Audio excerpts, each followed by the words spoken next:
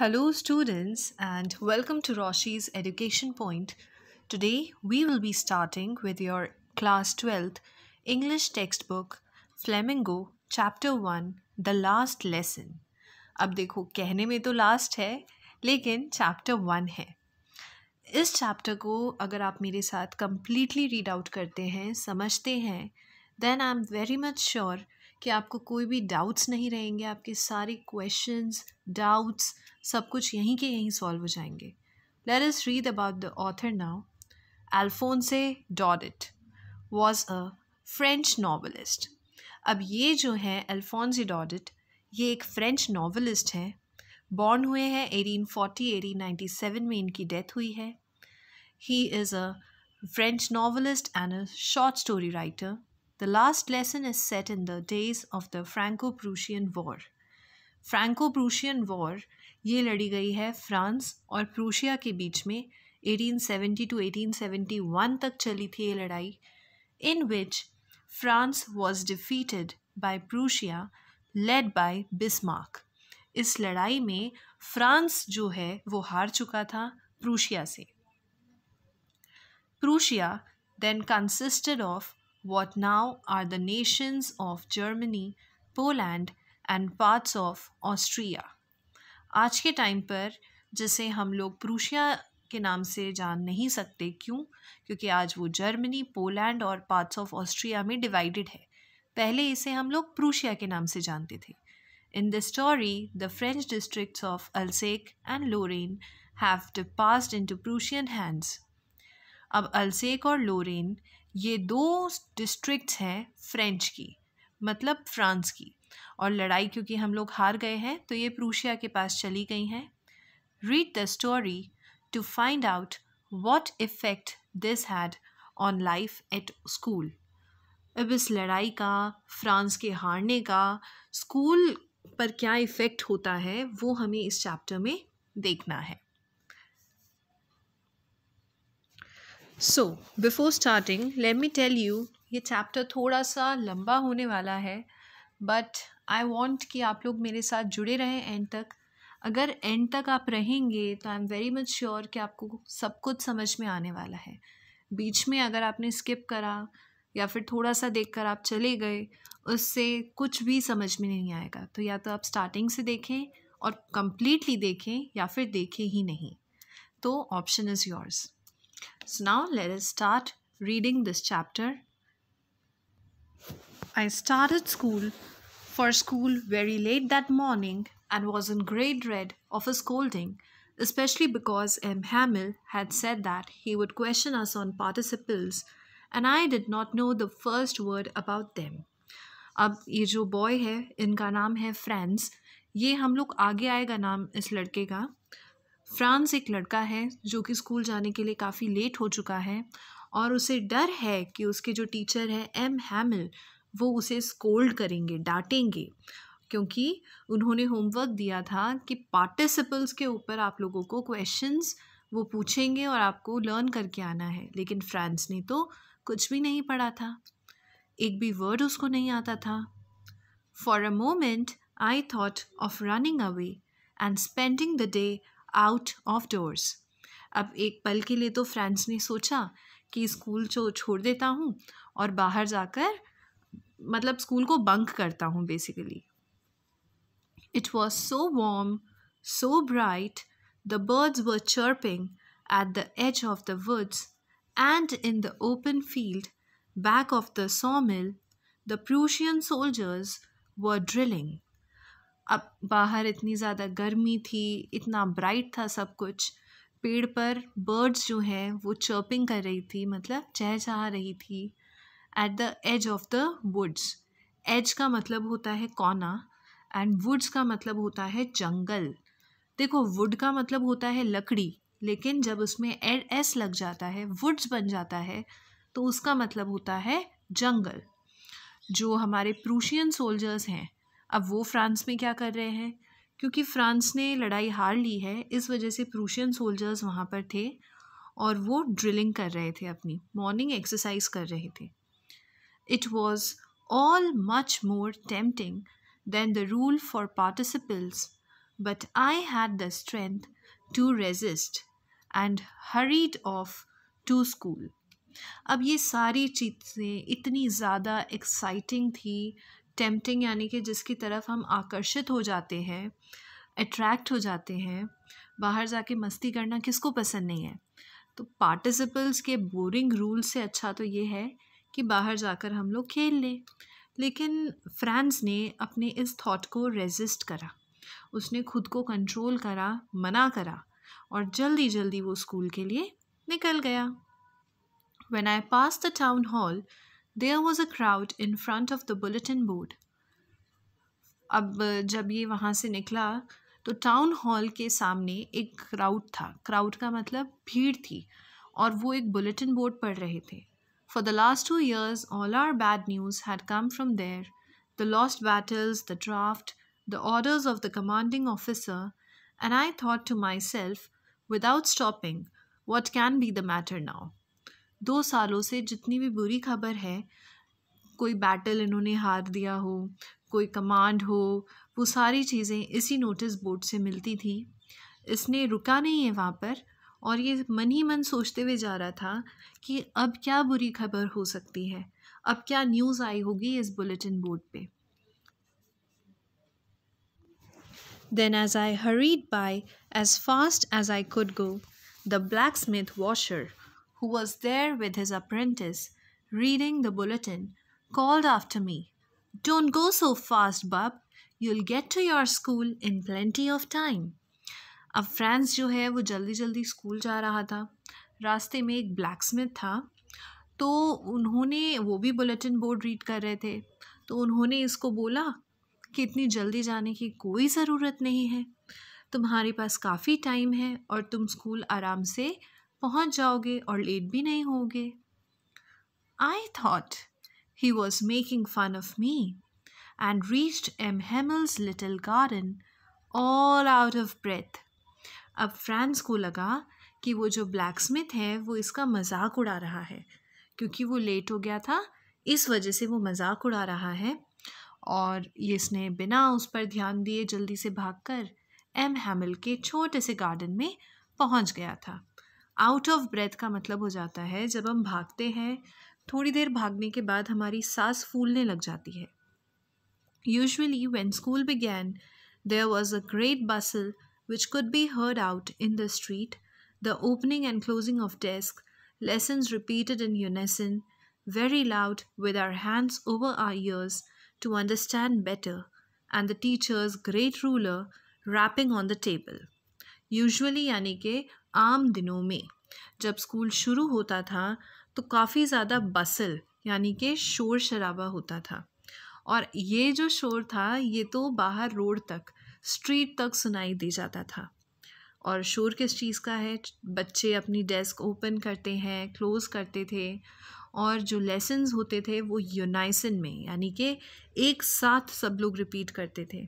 इतने लाउड होते थे वो लोग कि बच्चों को अपने हाथ अपने कानों पर रखने पड़ते थे ताकि वो चीज़ों को और अच्छे से समझ सकें।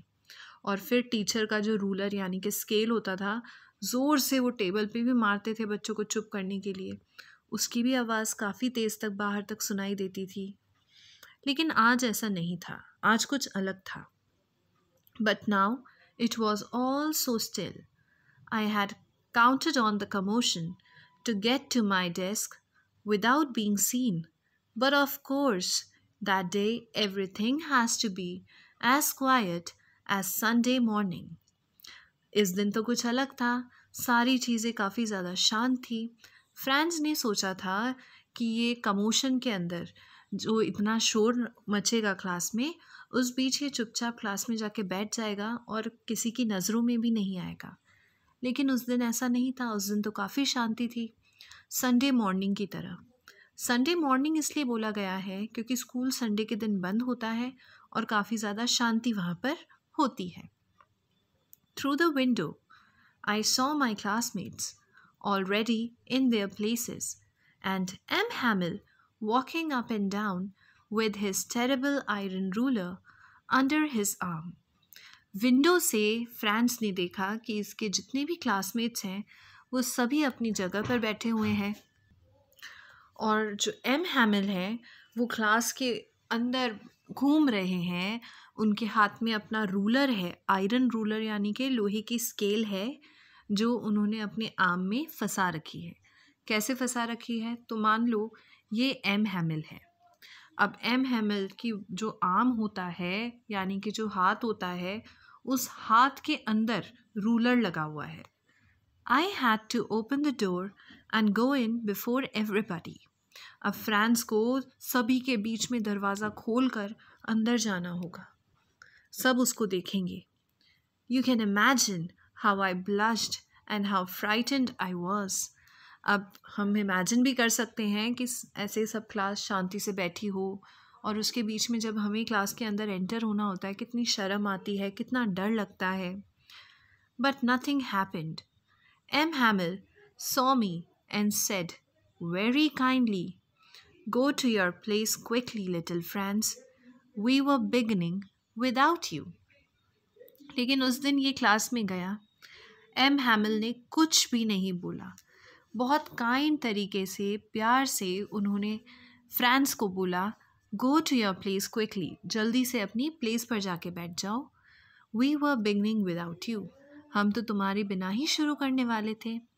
अब आप एक चीज़ नोटिस करो, हमने जितनी भी स्टोरी पढ़ी है ना, अब जाके फ्रांस का नाम पहली बार आया है। अभी तक जो आई करके बार बार यूज़ हो रहा था वो फ्रांस था। I jumped over the bench and sat down at my desk. Not till then, when I got a little over my fright, did I see that our teacher had on his beautiful green coat, his frilled shirt, and the light black silk cap, all embroidered, that he never wore except on inspection and prize days. अब जैसे ही M Hamel ने France को बोला कि अपनी seat पे जाके बैठ जाओ, वो जल्दी से अपनी सीट पे बैठ गया। एक बार उसका डर थोड़ा सा कम हुआ, तब उसने नोटिस किया कि एम हैमिल ने एक शर्ट पहनी हुई है और ऐसे कपड़े पहने हुए हैं जो वो सिर्फ प्राइज डेज और इंस्पेक्शन पे पहनते हैं। Besides the whole school seemed so strange and solemn. इसके अलावा पूरा स्कूल इतना अजीब लग रहा था, शांत लग रहा था, कुछ तो अलग था। But the thing that surprised me most was to see on the back benches that were always empty the village people sitting quietly like ourselves. सबसे सरप्राइजिंग बात तो ये थी कि क्लास में जो बैक बेंचेस हैं, पीछे वाली बेंचेस हैं जो हमेशा खाली रहती थी, उसमें विलेज के लोग बैठे हुए हैं और वो भी उतनी ही शांति से बैठे हुए हैं जैसे कि हम लोग बैठे थे वहाँ पर। विलेज के लोग जो पुराने बहुत ओल्ड लोग हैं, विलेज के रिस्पेक्टेबल लोग हैं, वो वहाँ थे, जैसे कि old Hauser with his 3-cornered hat, the former mayor, the former post master and several others besides. जो पुराना मेयर था, पुराना पोस्ट मास्टर था, वो सब वहाँ बैठे हुए थे। Everybody looked sad and Hauser and had brought an old primer, thumbed at the edges, and he held it open on his knees with his great spectacles lying across the pages. सारे लोग काफ़ी ज़्यादा दुखी दिख रहे थे। Hauser अपने साथ एक ओल्ड प्राइमर लेकर आए थे और उन्होंने उसे अपनी नीज़ पर खोल कर रखा और स्पेक्टेकल्स लगाए और पेजेस को वो पढ़ने की कोशिश कर रहे थे। When I was wondering about it all, M. Hamill mounted his chair and in the same grave and gentle tone which he had used to me said, "My children, this is the last lesson I shall give you." अब France तो imagine ही कर रहा था कि ये लोग इतने दुखी क्यों हैं, और इतने में ही एम हैमिल जाकर अपनी सीट पर बैठे और उतनी ही जेंटल टोन में उन्होंने बोला कि मेरे बच्चों, ये जो लेसन है ये आखिरी लेसन है जो मैं तुम्हें पढ़ाने वाला हूँ। इसके बाद मैं कभी तुम्हें नहीं पढ़ाऊँगा। The order has come from Berlin to teach only German in the schools of Alsace and Lorraine. Order आ चुका है बर्लिन से कि अब सिर्फ जर्मन ही पढ़ाई जाएगी अल्सेक और लोरेन के स्कूल्स में, क्योंकि फ्रांस हार गया था, प्रूशिया जीत चुका था। The new master comes tomorrow. This is your last French lesson. I want you to be very attentive. M Hamel ने बोला कि जो न्यू मास्टर हैं वो कल आएंगे और आज मैं तुम्हें तुम्हारा आखिरी फ्रेंच लेसन देने वाला हूँ। इसके बाद अब एल्सेक और लोरेन, एल्सेक लोरेन दोनों शहर के नाम हैं। कहाँ के शहर के नाम हैं? फ्रांस के शहरों के नाम हैं। तो एम हैमिल ने बोला अब एल्सेक और लोरेन में कभी भी फ्रांस नहीं पढ़ाई जाएगी। What a thunderclap these words were to me. थंडरक्लैप का मतलब होता है शॉकिंग। फ्रांस एकदम शॉक हो चुका था ये सुन के। Oh, the wretches! That was what they had put up at the town hall. अब फ्रांस एकदम शॉक्ड इसलिए था और फिर उसने रियलाइज़ करा अच्छा आज ये न्यूज़ थी उस बुलेटिन बोर्ड पर, इस वजह से वहाँ पर इतनी ज़्यादा भीड़ थी। My last French lesson. Why? I hardly knew how to write. I should never learn any more. I must stop there. Then? अब फ्रेंच लेसन ये आखिरी है, इसको बहुत दुखी भी फील हो रहा है और ये बोल रहा है मैंने तो अभी तक पढ़ना सीखा ही है, अभी तो स्टार्ट ही करा है, मुझे कुछ ज़्यादा आता ही नहीं है इसके बारे में। Oh, how sorry I was for not learning my lessons, for seeking birds' eggs or going sliding on the Sar. अब ये बहुत ज़्यादा शर्मिंदा फील कर रहा था, अपने लेसन इसने नहीं लर्न करे थे। ये टाइम पास करता था, बर्ड्स एग्स देखता था, स्लाइड करता रहता था। My books that had seemed such a nuisance a while ago, so heavy to carry, my grammar and my history of the saints were old friends now, and that I couldn't give up. जो books इसको कुछ time पहले बकवास रखती थी, बोझ लगती थी, ग्रामर, हिस्ट्री की बुक्स, ये सब इसकी इतनी पुरानी फ्रेंड्स बन चुकी थी कि ये इन बुक्स को नहीं छोड़ना चाहता था। And M Hamel to the idea that he was going away, that I should never see him again, made me forget all about his ruler and how cranky he was. और जब France को ये भी realise हुआ कि वो life में दोबारा एम हैमिल को नहीं देखने वाला है और वो नहीं पढ़ाएंगे, तो जो जितने भी स्ट्रिक्ट वो थे वो सारी चीज़ें तो वो भूल गया और उसे एम हैमिल के लिए भी बुरा लगने लग गया। Poor man! It was in honor of this last lesson that he had put on his fine Sunday clothes. अब फ्रांस को रियलाइज़ हुआ कि ये जो लास्ट लेसन ये पढ़ाने वाले थे इसी के रिस्पेक्ट में इन्होंने ये संडे क्लोथ्स पहने हैं। And now I understood why the old men of the village were sitting there in the back of the room. और अब फ्रांस समझ चुका था कि क्यों विलेज के जो ओल्ड मैन हैं, जो बूढ़े और रिस्पेक्टेबल लोग हैं, वो उस क्लासरूम में पीछे क्या करने बैठे थे। It was because they were sorry too that they had not gone to school more. वो सब बहुत शर्मिंदा थे कि उन्होंने स्कूल छोड़ दिया था और अपनी पढ़ाई कंटिन्यू नहीं करी थी। It was their way of thanking our master for his 40 years of faithful service and of showing their respect for the country that was theirs no more. अब ये एक उनकी तरफ से जेस्चर था, लोगों की तरफ से, क्योंकि एम हैमिल ने अपनी लाइफ के 40 साल उस स्कूल को दिए थे, उस कंट्री को दिए थे, उसके रिस्पेक्ट में ये लोग वहाँ पर आकर बैठे थे और उस कंट्री को दिए थे जो कंट्री अब उनकी थी भी नहीं, क्योंकि वो तो अब प्रूशिया की हो गई थी। तो ये ऐसी कंट्री है जो वो खुद अपनी कंट्री हार चुके हैं। While I was thinking of all this, I heard my name called. It was my turn to recite. France ये सब सोच ही रहा था, इतने में ही इसकी आवाज़ उसे सुनाई दी। अब इसका टर्न था रिसाइट करने का, यानी कि बोलने का।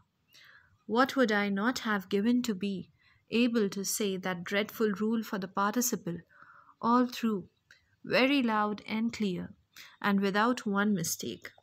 अगर पता होता कि ये लास्ट लेसन है तो फ्रांस सोच रहा है मैं अपनी जी जान लगा देता वो पार्टिसिपल का रूल लर्न करने का, ताकि आज की क्लास में मैं बिना रुके बिना अटके एकदम तेज़ और क्लियर आवाज़ में पूरा रूल सुना सकता पार्टिसिपल का। लेकिन इसे क्या पता था कि ये लास्ट डे है। But I got mixed up on the first words and stood there holding on to my desk, my heart beating and not daring to look up. लेकिन ये पहले वर्ड पर ही मिक्स हो गया। वहाँ चुपचाप खड़ा रहा। इसे नहीं आया कि पार्टिसिपल का रूल कैसे बोलना है, और ये इतना ज़्यादा बुरा इसको फील हो रहा था कि ये नज़रें झुका के खड़ा था, नज़रें उठाने की हिम्मत भी नहीं थी इसकी। I heard M Hamel say to me, I won't scold you little friends, you must feel bad enough. M Hamel ने बोला, आज मैं तुम्हें नहीं डांटने वाला, क्योंकि मुझे यकीन है तुम्हें खुद को बुरा लग रहा होगा। See how it is, every day we have said to ourselves, bah I have plenty of time. M Hamel ने बोला, देखो कैसे होता है, हमेशा हम खुद से बोलते रहते हैं कि हमारे पास तो खूब सारा टाइम है। आई लर्न इट टमोरो, मैं कल कर लूँगा। And now you see where we have come out, और अब तुमने देखा कि हम कहाँ पहुँच गए हैं। And that's the great trouble with Alsace, she puts off learning till tomorrow. M Hamel ने बोला, एल्सेक के लोगों में यही तो कमी है, यहाँ लोग पोस्टपोन कर लेते हैं कि मैं कल कर लूँगा आज का काम।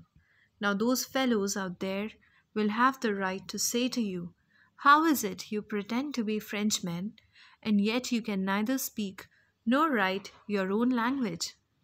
एम हैमिल बच्चों को और उन लोगों को बोलते हैं कि ठीक ही तो है, अब वो बाहर से लोग आएंगे, रूशियन सोल्जर्स, और वो तुमको बोलेंगे तुम किस हक से खुद को फ्रेंचमैन बोलते हो, जबकि तुम्हें ना तो फ्रेंच बोलनी आती है ना ही लिखनी आती है। But you are not the worst, poor little friends. We have all a great deal to reproach ourselves with. M Hamel ने बोला, तुम अकेले नहीं हो, हम सभी के अंदर कोई ना कोई कमी तो रही है इस चीज़ को लेके। Your parents were not anxious enough to have you learn.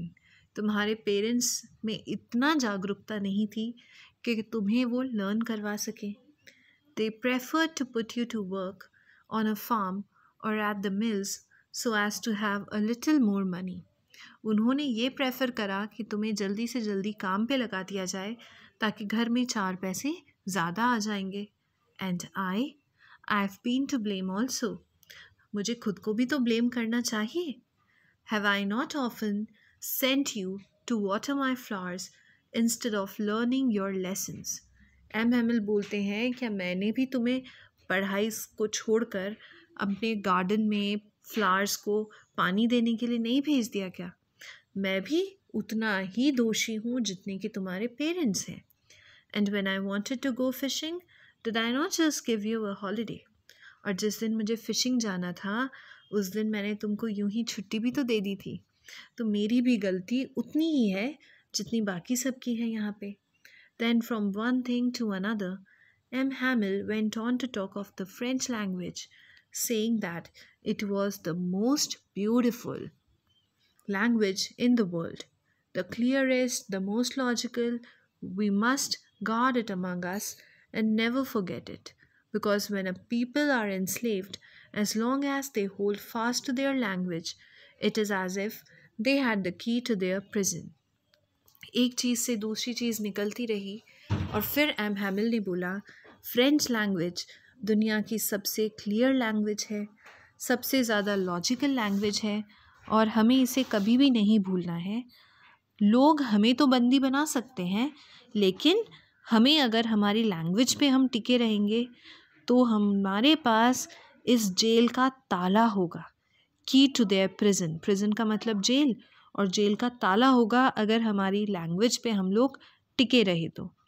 ये जो लाइन है ना कि when a people are enslaved as long as they hold fast to their language, it is as if they had the key to their prison. ये line important है because ये explain करने के लिए आ जाती है एग्ज़ाम में। डायरेक्टली ये लाइन लिखी रहेगी और पूछा जाएगा ये क्यों पूछा था, क्या मतलब है इस लाइन का, तो ये मोस्ट इम्पॉर्टेंट है यहाँ पर। तो इसको एक बार आप लोग ध्यान से दोबारा से रीड भी कर लेना। आगे चलते हैं। Then he open a grammar and read us our lesson. फिर उन्होंने ग्रामर बुक खोली और हमें एक लेसन पढ़ के सुनाया। I was amazed to see how well I understood it. All he said seemed so easy, I think too, that I had never listened so carefully, and that He had never explained everything with so much patience. अब ये बिल्कुल amazed था क्योंकि France को एक एक चीज़ समझ में आ रही थी। उसको आज फ्रेंच इतनी ज़्यादा इजी लग रही थी कि उसने सब समझ लिया एक ही बार में। और शायद इसलिए भी समझ लिया उन्होंने क्योंकि एम हैमिल ने इतने पेशेंटली, इतनी शांति से शायद कभी पहले समझाया ही नहीं था। It seemed almost as if the poor man wanted to give us all he knew before going away and to put it all into our heads at one stroke. ऐसा लग रहा था कि एम हैमिल चाहते थे कि आखिरी बार में ही सारी चीज़ें वो एक बार में सबको सिखा जाएं फ्रेंच के बारे में। जितना उन्हें पता था सबके सब वो सब बच्चों में डाल देना चाहते थे। After the grammar, we had a lesson in writing. That day, M. Hamill had new copies for us, written in beautiful round hand, France Elzéc, France Elzéc. अब ग्रामर के बाद नेक्स्ट लेसन था राइटिंग का। M हैमिल के पास सभी बच्चों के लिए न्यू कॉपीज़ थी। कॉपीज़ के ऊपर राउंड हैंड राइटिंग में लिखा था France Alsace, France Alsace. They looked like little flags floating everywhere in the schoolroom, hung from the rod at the top of our desk. ये जो फ्रांस एल्जेक लिखा हुआ था देखने में ऐसा लग रहा था जैसे रूम में छोटे छोटे फ्लैग्स लगे हुए हैं और सब जगह टंगे हुए हैं वो रूम में।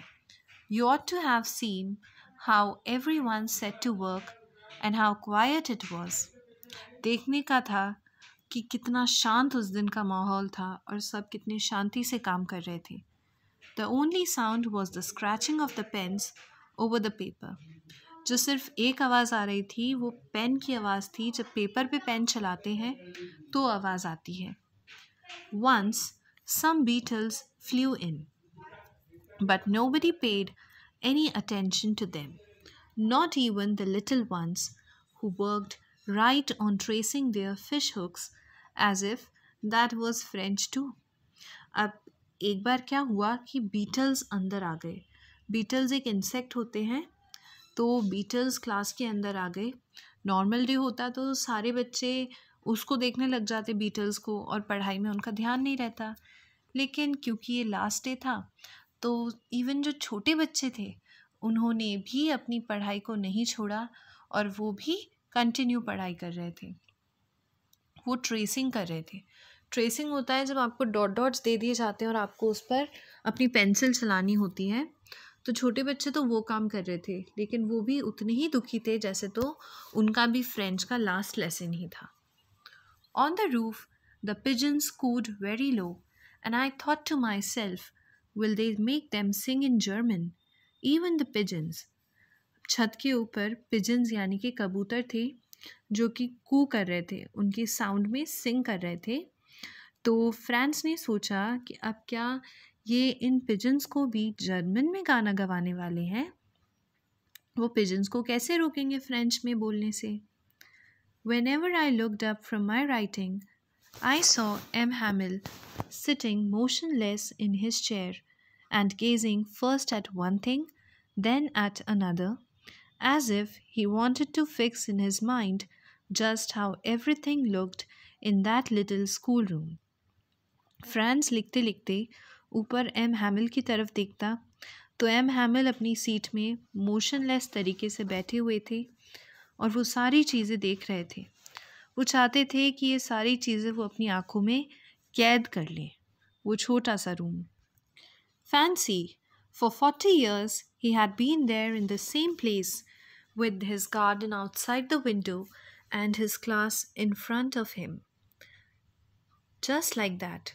40 सालों से वो उसी रूम में पढ़ा रहे हैं, उसी विंडो के बाहर उनका गार्डन है, सारी चीज़ें वहीं की वहीं हैं, कुछ भी चेंज नहीं हुआ इतने टाइम में। Only the desk and benches had been worn smooth. The walnut trees in the garden were taller, and the hopvine that he had planted himself twined upon the windows to the roof. Desk वगैरह use करने की वजह से smooth हो गई हैं। जो walnut trees M Hamel ने उगाया था लंबा हो चुका है। हॉप वाइन यानी कि ऐसी बेल जो किसी के सहारे ऊपर तक ग्रो कर जाती है, तो इन्होंने प्लांट किया था और आज वो छत तक पहुंच चुकी है. How it must have broken his heart to leave it all. Poor man, to hear his sister moving about in the room above, packing their trunks, for they must leave the country next day. ऐसा माना जा रहा था कि उस poor man यानी कि M हैमिल का दिल कितना दुख रहा होगा. इतना 40 साल उन्होंने यहाँ रुका.